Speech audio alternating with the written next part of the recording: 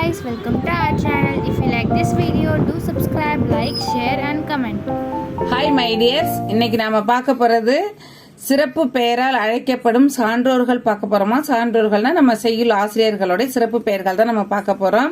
இப்ப பாருங்க, தமிழ் அகத்தியருடைய சிறப்பு பெயர்கள்னு பார்த்தோம்னா தமிழ் முனிவன், மாதவ முனிவன், மாமுனி, குருமுனி, திருமுனி, முதல் சித்தர், பொதியில் முனிவன், அமர முனிவன், பொதியவரை முனிவன், குடமுனி. இது எல்லாமே அகத்தியருடைய சிறப்பு பெயர்கள் தாமா.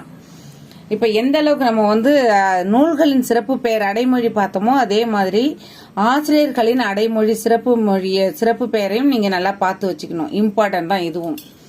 இப்ப பாருங்க, இப்ப அகத்தியருக்கு தமிழ் முனிவன் என்ற சிறப்பு பெயர் ஏன் வந்துச்சுன்னா, தமிழ் இலக்கணத்தை தந்தவர் அகத்தியர். முதலில் தமிழ் இலக்கணத்தை தந்தவர் அகத்தியர். அந்த நூலின் பெயர் அகத்தியம். இப்ப நமக்கு போன வகுப்புல ஒரு மாணவர் கேட்டிருந்தாங்க, முதல் தமிழ் இலக்கண நூல் தொல்காப்பியம் இல்லையான்னு கேட்டிருந்தாங்க. அது நமக்கு முதல் தமிழ் இலக்கண நூல் அகத்தியர் எழுதி அகத்தியம் தான். அதுல பாதி நூல்கள் பாதி பகுதிகள் நமக்கு கிடைக்கவே இல்லமா. அதனால இப்போ தொல்காப்பியம் அப்படிங்கறத இப்ப முதல் தமிழ் இலக்கணம்னு சொல்லிட்டு இருக்காங்க.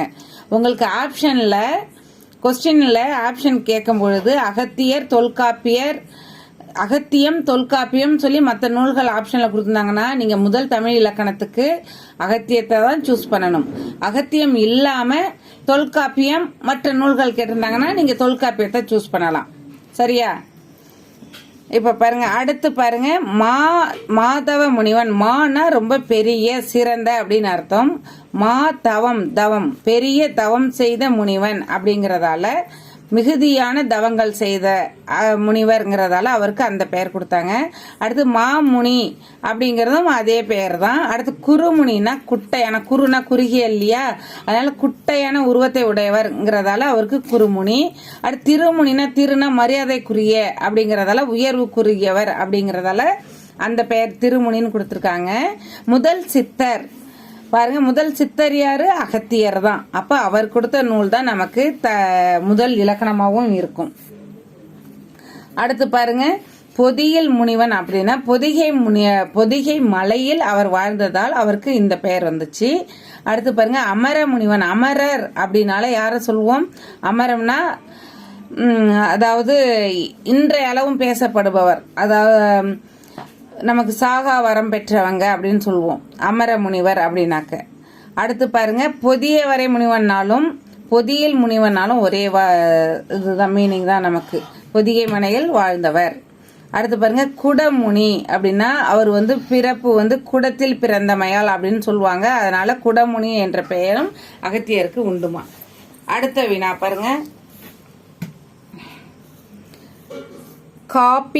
காப்பியனார் ஐந்திரம் நிறைந்தவன். நல்லா பாத்துங்க, காப்பியனார்ங்கிறது ரெண்டுமே இது காப்பியனார் ஐந்திரம் நிறைந்தவன். இது எல்லாமே தொல்காப்பியருடைய சிறப்பு பெயர்கள்.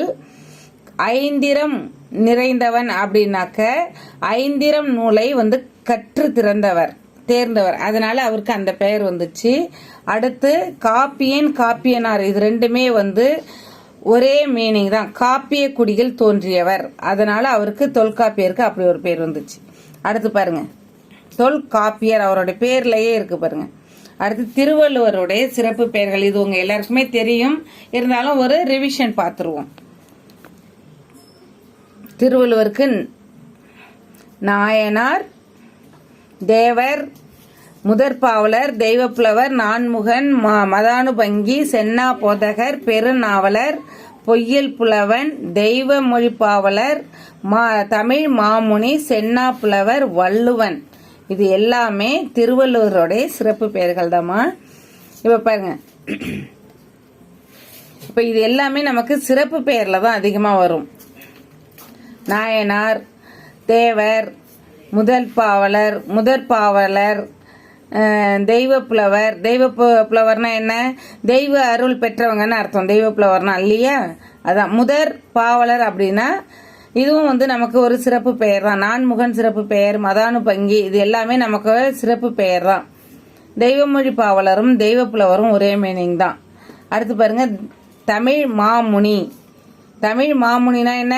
தமிழ் முனிவர்களிலேயே சிறந்தவர், பெரியவர். மானாலே பெருசு அப்படின்னு சொல்லியிருக்கோம் இல்லையா? அடுத்து பாருங்க, சென்னா புலவர். சென்னா புலவர்னா என்ன? செம்மையான வாக்குக்கு உரியவர் அப்படின்னு மீனிங். அடுத்து வள்ளுவன். வள்ளுவன்னா அவர் பிறந்த குடியை குறிக்கும். வள்ளுவ குடியை குறிக்கும்.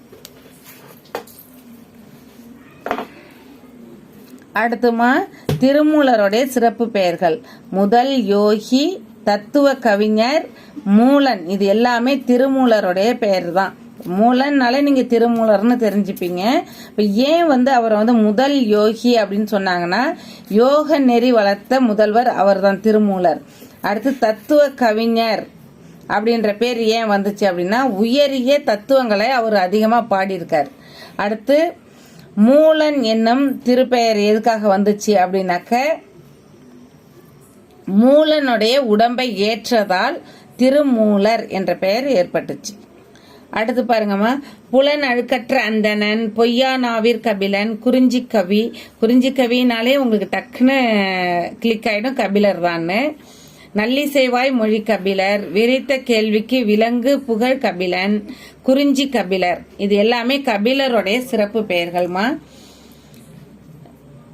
பாருங்க, புலன் அழுக்கற்ற அந்தணன் ரொம்ப நல்ல இம்பார்ட்டன், நல்லா பாத்துங்க.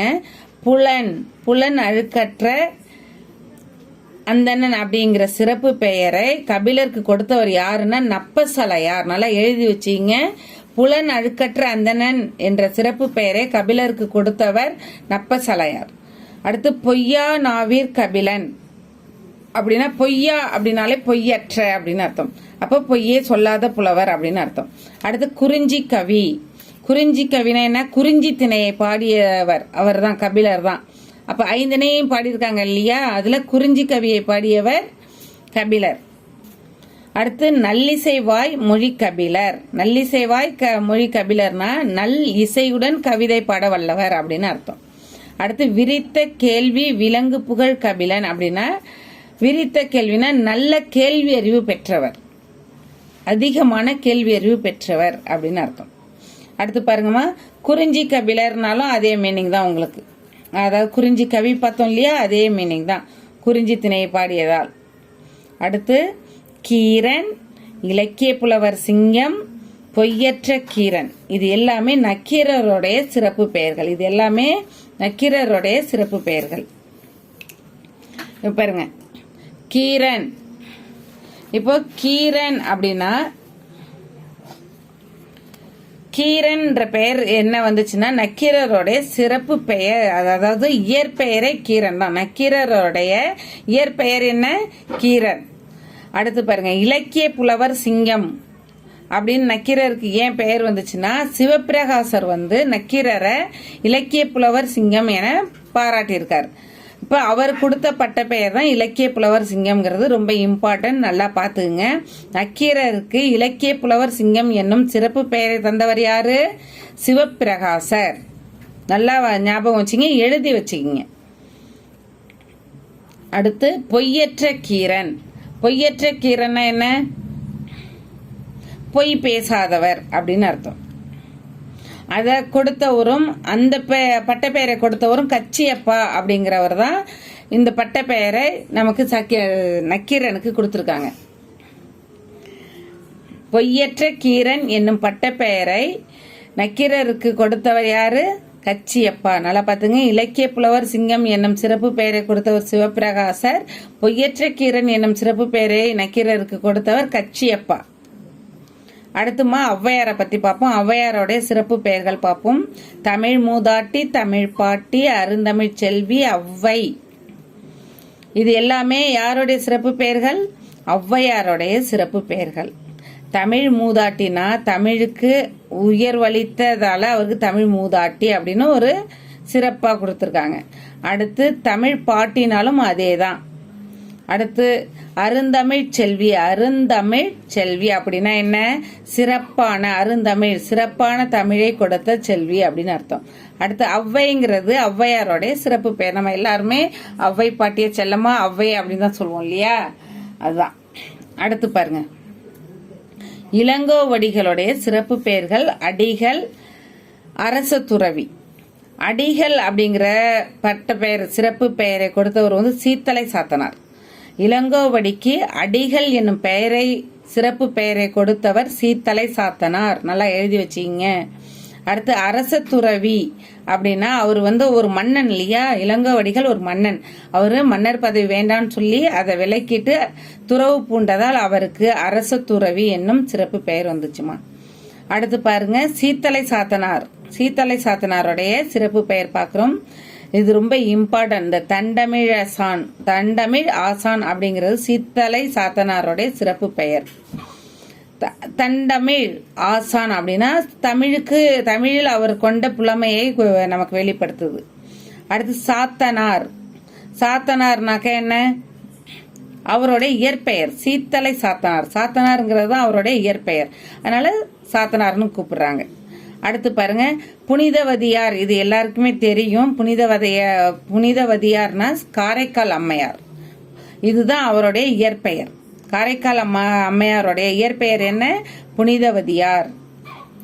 இப்ப அவங்கள வந்து மரியாதையா நம்ம அழைக்கும் போது எப்படி கூப்பிடுவோம்? அம்மை அப்படின்னு கூப்பிடுவோம். அம்மைனா அவரை வந்து ஒரு இறைவனுக்கு சமமா அவரை நம்ம வச்சிருக்கோம்னு அர்த்தம். அடுத்துமா திருஞான சம்பந்தருடைய இயற்பெயர்கள் சிறப்பு பெயர்கள். ஞான சம்பந்தர், ஆளுடை பிள்ளை, இன்தமிழ் இயேசுநாதர், திராவிட சிசு, ஞானத்தின் திருவுரு. இது எல்லாமே திருஞான சம்பந்தருடைய இயற்பெயர்கள் தான். இப்ப பாருங்க, இப்போ ஞான சம்பந்தர் அப்படின்னா எதனாலனா அவருக்கு வந்து ஞானப்பால் உண்டு. அவருக்கு அந்த ஞானம் வந்ததால் அவருக்கு ஞான சம்பந்தர் என்னும் பெயர் வந்துச்சு. அடுத்து ஆளுடை பிள்ளை அப்படிங்கிறது தான் திருஞான சம்பந்தருடைய இயற்பெயர். ஆளுடை பிள்ளை அப்படிங்கிறது தான் அவருடைய இயற்பெயர், திருஞான சம்பந்தத்துடைய இயற்பெயர். என் தமிழ் இயேசுநாதர் அப்படின்னு திருஞான சம்பந்தத்தை எதுக்காக கூப்பிடுறாங்க சொல்றாங்கன்னா, இயேசுநாதர் போல சைவ சமயத்துல அரும்பாடுபட்டவர் யாரு? திருஞான சம்பந்தர். அதனால அவரை வந்து என் தமிழ் இயேசுநாதர் அப்படின்னு சொல்றோம். அடுத்து திராவிட சிசு. சிசுனா குழந்தை. திராவிட சிசுன்னு திருஞான சம்பந்தத்தை எதுக்காக நமக்கு சிறப்பு பெயரிட்டு அழைக்கிறோம்னா, இது வந்து ஆதி சங்கரர் இட்ட பெயர். திராவிட சிசுன்னு திருஞான சம்பந்தருக்கு ஆதி சங்கர் இருக்கா இல்லையா, அவர் இட்ட சிறப்பு பெயர் தான் இது. அடுத்து ஞானத்தின் திருவுரு அப்படிங்கிறது, ஞானம்னா என்ன? நம்மளுடைய பக்தி, நம்மளுடைய அறிவு, இது எல்லாத்தையுமே குறிக்கும். அதோட திருவுருனா அவருடைய உருவம். அப்ப அவருடைய பக்தியின் காரணமா, அவருடைய ஞானம் அறிவின் காரணமாக இந்த பெயர் சிறப்பு பெயர் அவருக்கு ஏற்பட்டுச்சு. பார்க்க போறது உரையாசிரியர்னு இளம்பூரணார நம்ம சொல்றோம். இதுவும் வந்து அவருடைய சிறப்பு பெயர் தான். அடுத்து பாருங்க அப்பர், சம்பந்தர், சுந்தரர். இவங்க மூவரும் யாரு? மூவர் என அழைக்கப்படுபவர்கள். அப்ப மூவர்னாலே இவங்க 3 பேர் தான். அப்பர், சம்பந்தர், சுந்தரர். இவங்க 3 பேரும் சைவ சமய சிறப்பு மிக்க மூவர். அதனால ஞாபகம் வச்சுங்க, சைவ சமயத்தில் சார்ந்தவங்க. அடுத்து மருள் நீக்கியார், அப்பர் அடிகள், அப்பர், வாகீசர், தர்மசேனர், ஆரூரர். தர்மசேனர்.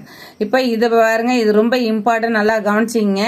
இது எல்லாருமே வந்து இது எல்லா பேருமே திருநாவுக்கரசருடைய சிறப்பு பெயர்கள்மா. மருள் நீக்கியார்னு திருநாவுக்கரசருக்கு ஏன் பெயர் வந்துச்சுன்னா, இது அவருடைய இயற்பெயர். திருநாவுக்கரசருடைய இயற்பெயர் என்ன? மருள் நீக்கியார். இப்ப அப்பரடிகள் அப்படின்ற சிறப்பு பெயர் திருநாவுக்கரசருக்கு ஏன் வந்துச்சுன்னா, இது வந்து சம்பந்தர் வந்து அளித்த சிறப்பு பெயர். திருநாவுக்கரசருக்கு நம்ம ஞான சம்பந்தர் இருக்கார் இல்லையா, அவர் அளித்த சிறப்பு பெயர். அடுத்து அப்பரடிகள் ரெண்டுமே ஒரே மீனிங் தான். அடுத்து வாகீசர்னா வாக்குக்கு ஈசர் என்னும் பொருள்படும். அடுத்து தர்மசேனர்னு ஏன் திருநாவுக்கரசர் அழைக்கிறாங்கன்னா, சமண சமயத்துல அவருக்கு வந்து தர்மசேனர் என சிறப்பு பெயர் கொடுத்திருக்காங்க. அடுத்து பாருமா, இப்ப திருநாவுக்கரசர் பார்த்துட்டோம், நம்ம திருஞான சம்பந்தரும் பார்த்துட்டோம். இப்ப அடுத்து சுந்தரர் பார்க்க போறோம்.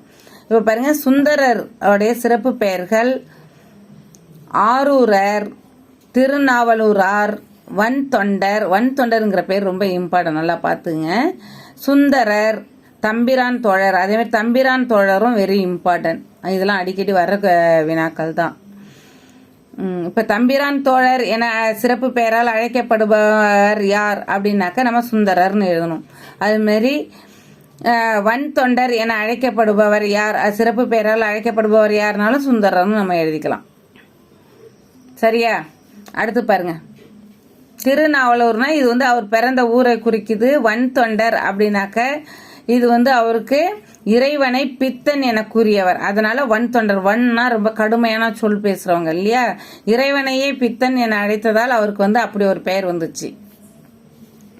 அடுத்து பாருங்க, தம்பிரான் தோழர் சுந்தரர். சுந்தரருங்கிறது அவருடைய முற்பெயர், அந்த அவருடைய பெயர் சிறப்பு பெயரே அப்படியே கொடுத்துருக்காங்க. தம்பிரான் தோழர் என ஏன் அழைச்சாங்கன்னா, தம்பிரான் அப்படின்னா இறைவன் அர்த்தம், இறைவனின் தோழர் என அர்த்தம். அடுத்து பாருங்க, மாணிக்க வாசகரை பத்தி பார்ப்போம். வாத ஊரடிகள், தென்னவன், பிரம்மராயன், மாணிக்க வாசகர், இது மூணுமே நமக்கு மாணிக்க வாசகருடைய சிறப்பு பெயர்கள். இப்ப தம்பிரான் தோழர், தம்பிரான் தோழர் இதுல சேர்த்துட்டு பாருங்க. தம்பிரான் தோழர் யாரு? சுந்தரர், முடிஞ்சிருச்சு அது. அடுத்து வாதவூர் அடிகள்னா இது வந்து அவர் பிறந்த ஊர், திருவாத ஊர்ல அவர் பிறந்தாரு, அதனால வாதவூர் அடிகள் அப்படின்னு சொல்றாங்க. அடுத்து தென்னவன் பிரம்மராயன் அப்படின்னு மாணிக்க வாசகரை ஏன் சொல்றாங்கன்னா, தென்னவன்னா யாரு? அரிமர்த்தன பாண்டியன் அளித்த பெயர். தென்னவன் பிரம்மராயன்கிற பெயர் சிறப்பு பெயரை மாணிக்க வாசகருக்கு கொடுத்தவர் யாரு? அரிமர்த்தன பாண்டியன் அளித்த பெயர். அடுத்து மாணிக்க வாசகர்.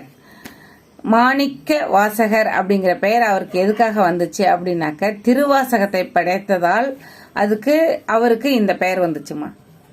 அடுத்து பாருங்க, இந்த கொஸ்டின் அதே மாதிரி ரொம்ப இம்பார்ட்டன்ட், இது எல்லாமே நல்லா பாத்துங்க, இது எல்லாமே வெரி இம்பார்ட்டன்ட். சேக்கிழாருடைய சிறப்பு பெயர்கள்: அருண்மொழி தேவர், உத்தம சோழ பல்லவன், தொண்டர் சீர் பரவுவார், தெய்வ புலவர், இது எல்லாமே நமக்கு சேக்கிழாருடைய பெயர்கள். இப்ப அருண்மொழி தேவர் அப்படின்னு சேக்கிழாரை ஏன் கூப்பிடுறாங்கன்னா, அவருடைய பிள்ளை பருவத்துல பெற்றோர் கூப்பிட்ட பெயர், இயற்பெயர். அடுத்து உத்தம சோழ பல்லவன் அப்படிங்கிறது அவருடைய பிள்ளை பருவ பெயர் தான். அடுத்து தொண்டர் சீர் பரவுவார் அப்படிங்கிறது சேக்கிழாருக்கு வழங்கப்பட்ட ஒரு சிறப்பு பெயர். அடுத்து தெய்வ புலவர் அப்படின்னு எதுக்காக சொன்னாங்கன்னா, இதுவும் ஒரு சிறப்பு பெயர் தான். அதாவது தெய்வ புலவர் அப்படின்னா தெய்வ நூலாகிய பெரிய புராணத்தை யார் கொடுத்தது? சேக்கிழார் தான் எழுதினார், அதனால அவருக்கு தெய்வ புலவர்ங்கிற ஒரு பட்ட பெயரை கொடுத்திருக்காங்க. அடுத்து பாருமா, பத்திசாரர். பத்திசாரர்ங்கிறது யாரு? திருமழிசை ஆழ்வார். திருமழிசை ஆழ்வார் இது வந்து அவருடைய சிறப்பு பெயர். அடுத்து வேதம் தமிழ் செய்த மாறன். வேதம் தமிழ் செய்த மாறன், மாறன் பராங்குசர். பராங்குசர் அப்படின்னா யாரு? நம்மாழ்வார். பராங்குசர், மாறன், வேதம் தமிழ் செய்த மாறன், இது எல்லாமே யாருடைய பேரு? நம்மாழ்வார். இப்ப பராங்குசர் எனும் சிறப்பு பெயரால் அழைக்கப்படும் ஆசிரியர் யாரு? நம்மாழ்வார். அடுத்துமா, கற்பின் கொழுந்து, பொற்பின் செல்வி அப்படிங்கிறவங்கலாம் யாரு? பார்த்தாலே தெரியும், கற்பின் கொழுந்துனாலே அது கண்ணகி தான், பொற்பின் செல்வினாலே அது கண்ணகி தான். இது ரெண்டுமே வந்து இளங்கோவடிகள் வந்து அந்த செய்யுளை எழுதும்போது கண்ணகியை வந்து ரொம்ப புகழ்ந்து எழுதின இந்த சொற்றொடர் வரிகள், அவங்கள வர்ணித்து எழுதுவாங்க இல்லையா, அது கற்பின் கொழுந்து பொற்பின் செல்வி அப்படின்ட்டு. அடுத்து பாருங்க, புனற்றில்லை சிற்றம்பலத்தான். சிற்றம்பலத்தான்னால யார் அவங்க? நடராஜன். தில்லையில் சிதம்பரத்தில் குடியிருக்கும் நடராஜன். அடுத்து பாருங்க, கோழியர் கோன். கோழியர் கோன், கோன்னா மன்னன், அரசன் அப்படின்னு அர்த்தம். இது யாருக்கு? யாருடைய சிறப்பு பெயர்? குலசேகர ஆழ்வார். குலசேகர ஆழ்வார்ங்கிறவர் சேர நாட்டு அரசர், அதனால அவருக்கு கோழியர் கோன் அப்படின்ற பட்ட பெயர் கிடைச்சது. அடுத்து பாருங்க, விஷ்ணு சித்தர் அப்படின்னு யார சொல்றாங்க? பட்டர் பிரான். இந்த பட்டர் பிரான் வெரி இம்பார்ட்டன்ட். விஷ்ணு சித்தர், பட்டர் பிரான் என அழைக்கப்படும் சிறப்பு பெயரால் அழைக்கப்படுபவர் யார்? பெரியாழ்வார். இது ரெண்டுமே அவருடைய சிறப்பு பெயர்கள் தாமா. அடுத்து பெரியாழ்வார் பெற்றெடுத்த பைங்குடி, ரொம்ப அழகா இருக்கு இல்லையா இந்த வரி? ஆமா, இது பெரியாழ்வார் பெற்றெடுத்த பைங்குடி, இதுலயே உங்களுக்கு பொருள் தெரிஞ்சிருக்கும். பெரியாழ்வாரோடைய மகள் அப்படின்னு அர்த்தம். யாரு? ஆண்டாள். அடுத்து பாருங்க, ஆண்டாள் அதேதான். இறைவனையே அவங்க ஆண்டதால் அவங்களுக்கு பேரு ஆண்டாள் என்னும் பெயர் வந்தது. அடுத்து சூடி கொடுத்த சுடற்கொடி, வெரி வெரி இம்பார்ட்டன்ட், நல்லா பாத்துங்க. சூடி கொடுத்த சுடற்கொடி யாரு? ஆண்டாள். ஏன்னா அவங்க பூமாலையை தான் சூடிய பிறகுதான் இறைவனுக்கே அவங்க கொடுப்பாங்க, அதனாலதான் சூடி கொடுத்த சுடற்கொடி. அடுத்து பாருங்க, சூடி கொடுத்த நாச்சியார்ன்றதும் அதே பெயர் தான் அவங்களுக்கு. அடுத்து பாவை நாச்சியார் அப்படிங்கிறது திருப்பாவையை பாடியதால் அவங்களுக்கு பாவை நாச்சியார்ன்ற பெயர் வந்துச்சு ஆண்டாளுக்கு. இப்ப ஆண்டாளுடைய சிறப்பு பெயர்கள் என்ன? பெரியாழ்வார் பெற்றெடுத்த பைங்குடி, நாண்டாள், சூடி கொடுத்த சுடற்கொடி, சூடி கொடுத்த நாச்சியார், இது ரெண்டுமே ஒரே பொருள்ல வரும். பாவை நாச்சியார். அடுத்து பாருங்க, விப்ர நாராயணர் அப்படிங்கிற சிறப்பு பெயரை கொண்டவர் தொண்டரடி பொடியாழ்வார். பொடியாழ்வார் இது தொண்டரடி பொடியாழ்வாருடைய சிறப்பு பெயர் விப்ர நாராயணர். அடுத்துமா நீலன், நீலன், பரகாலன், திருமங்கை மன்னன், இது மூணுமே யாருடைய சிறப்பு பெயர்னா திருமங்கை ஆழ்வாருடைய சிறப்பு பெயர். நீலன்னா நீலியின் மகன் திருமங்கை ஆழ்வார், அதனால் நீலன் எனும் பெயர் வந்துச்சு. அடுத்து பரகாலன் அப்படின்னா பரகாலன் அப்படின்னா பகைவரை வென்றதால் அந்த பெயர் வந்துச்சு. காலன், காலனையே வென்றதால் அந்த பெயர் வந்துச்சு. திருமங்கை மன்னன், திருமங்கை மன்னன்னா திருமங்கை ஆழ்வார், அப்ப அவருக்கு ஏன் அப்படி ஒரு பெயர் வந்துச்சுன்னா திருமங்கை நாட்டோடைய ஒரு மன்னன். மன்னன் இதுலயே வந்துருச்சு இல்லையா, திருமங்கை என்னும் நாட்டோடைய மன்னன். அடுத்து பாருங்க, சேரமான் தோழர் யாரு? சேரமான் பெருமாள் நாராயணர், இவர் சுந்தரருடைய தோழர். சேரமான் தோழர்ங்கிறவரு சுந்தரருடைய தோழர், நல்லா பாத்துங்க. சுந்தரர் படிச்சோம் இல்லையா, இப்ப அவருடைய தோழர் தான் இவரு. அடுத்து எதிராசர், எதிராசர்ங்கிறவர் யாரு? ராமானுஜர். எதிராசர்ங்கிறவரு ராமானுஜர். ஏன்னா மனைவி இருக்கும் பொழுதே அவர் துறவு பூண்டுட்டார், அதனால அவருக்கு எதிராசர் அப்படிங்கிற பெயர் கிடைச்சது. அடுத்து தமிழ் வியாசர், ரொம்ப இம்பார்ட்டன்ட் கொஸ்டின், நல்லா பாத்துங்க. தமிழ் வியாசர் யாரு? நம்பி ஆண்டார் நம்பி. அடுத்து பாருங்க, பரணி புலவர் யாரு? பரணிக்கோர் புலவர்னு சொல்லுவோம் இல்லையா, யார் அவரு? ஜெயங்கொண்டார், அவ்வளவுதான். பரணிக்கோர் புலவர் யாரு? ஜெயங்கொண்டார், அதனால அவரை பரணி புலவர்னு சொல்றாங்க. அடுத்து கவி ராட்சதர், வெரி வெரி இம்பார்ட்டன்ட் பாருங்க, ராட்சதர், கவி ராட்சதர் யார் அவரு? வட்டக்கூத்தர். கவுட புலவர், காலக்கவி, சர்வங் கவி, கவி சக்கரவர்த்தி, இது எல்லாமே சாரிமா கவி சக்கரவர்த்தி கம்பரை குறிக்கும்.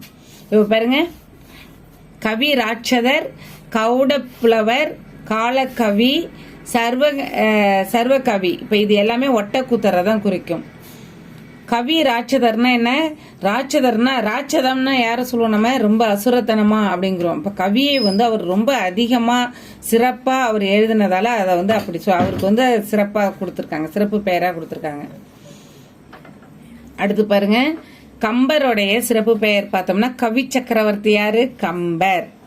கவிக்கே சக்கரவர்த்தி கம்பர். அடுத்து பாருங்க, விருத்த கவி, இதெல்லாம் சிறப்பு பெயர் தான் அவருக்கு. விருத்த கவி கம்பர் அப்படின்னா விருத்த பாவை அவரு முறைப்படுத்தியதால் அவருக்கு விருத்த கவி அப்படிங்கிற பேரும் கொடுத்தாங்க. அடுத்து பாருங்க, ஆசுகவி, ரொம்ப இம்பார்ட்டன்ட். ஆசுகவி பாத்துங்க. ஆசுகவி என்னும் சிறப்பு பெயரை உடையவர் யாரு? காலமேக புலவர். ஆசுகவி என்னும் சிறப்பு பெயரை பெற்றவர் காலமேக புலவர்.